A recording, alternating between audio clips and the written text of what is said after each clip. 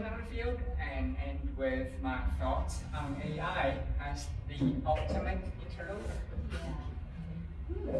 People tend to think of an interloper as a person who has failed or whose failure to comply threatens to expose systemic issues. I have always been an interloper. I only became Asian when I moved to the US because in Taiwan, where I was from, we didn't need this label. Growing up in Taiwan, I did not have a marked but remarkable identity. Asianness was not used as a label there. Identitarian differences are solidified only after they have been noted and expressed discursively. I'm both hypervisible and invisible as I live through garnishly obvious yet somehow obscure oppressions. I have been looking for a place to call home, but lately I realized the notion of home is sometimes overrated. Because it stifles necessary critical conversations or reflection. There are critical advantages to taking up a position on the periphery to being the visibly non-white and audibly foreigner-sounding person in a room. One of the advantages is the ability to make observations of insider-outsider relations from an external standpoint instead of letting the comfort zone dull one's judgment. Another advantage of becoming strangers to ourselves is to amplify estrangement as a liberatory practice. Epistemic injustice is a common denominator of interlopers' experiences because of unwarranted distrust or trust of a person, misrepresentation of a person's way of knowing, or silencing of a person's self-determined meanings.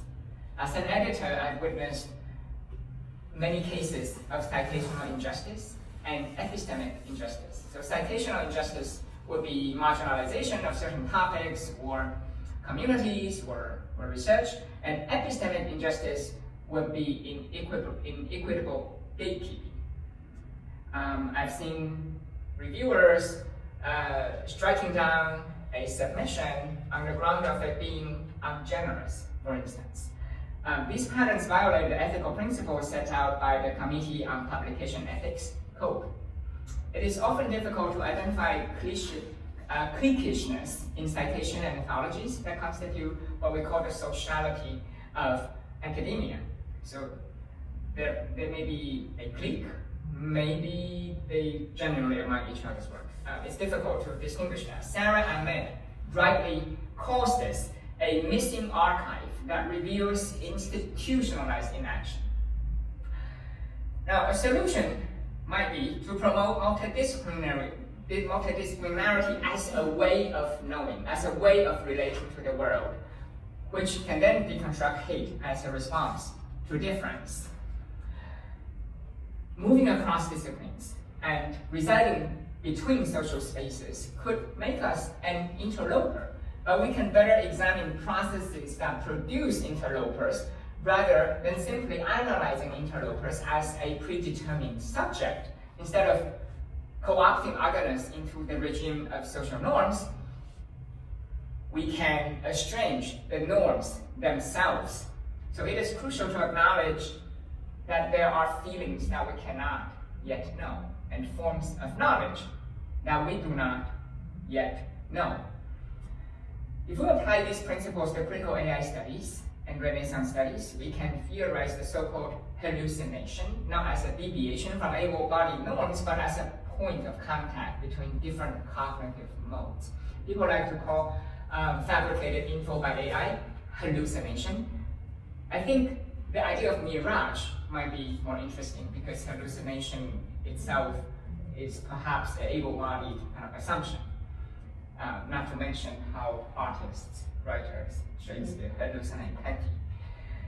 So mirage. If you look at this mirage, we can actually draw comparison to Shakespeare's depictions of neurodiversity and dreams as a virtual training ground. Instead of engaging in a binary of human versus machine, we can think ecologically about human and non-human forms of intelligence. We can think of ourselves as interlopers in an era of AI. And of course, AI is an interloper in human-centric enterprises. So our contemporary tendency to anthropomorphize AI parallels Renaissance animal symbolism. We can develop new strategies to enhance diversity and identitarian affiliations. Basically, technical affordances govern all forms of communication, asynchronous communication and synchronous communication. Like printed books would be a type of asynchronous communication, and I see AI as a type of synchronous communication. In 1588, Agostino Ramelli envisioned a spinning book wheel to manage the deluge of printed books. One could read and compare multiple books at the same time. As quaint as the book wheel may seem now, it echoes our own anxieties and hope to parse data meaningfully in an algorithmic, inquiry-driven culture.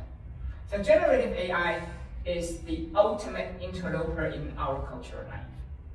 But AI creators are sometimes not dissimilar to early modern scientists who, as Vera Keller argues, were interlopers who, quote, abandoned knowledge safeguards in favor of conquest. At the same time, some of us may feel like an interloper in the new technocracy. Now, both the positive and negative senses of the figure of the interloper are useful to tackle techno-fascism. We can advance the understanding of technicity as an integral part of the human condition, and that engineering is not a morally neutral epistemic apparatus. Science is a politically embedded cultural practice, and that might be one contribution as humanists could do in interloping in STEM fields. I would just conclude saying Angelica invited us to advertise relevant panels on Saturday afternoon. 2:30 we have a panel on Renaissance studies. It's actually AI songs studies with lightning talks. Thank you. A series of excellent lightning talks on AI and Renaissance thought patterns. So you're all invited. Thank you.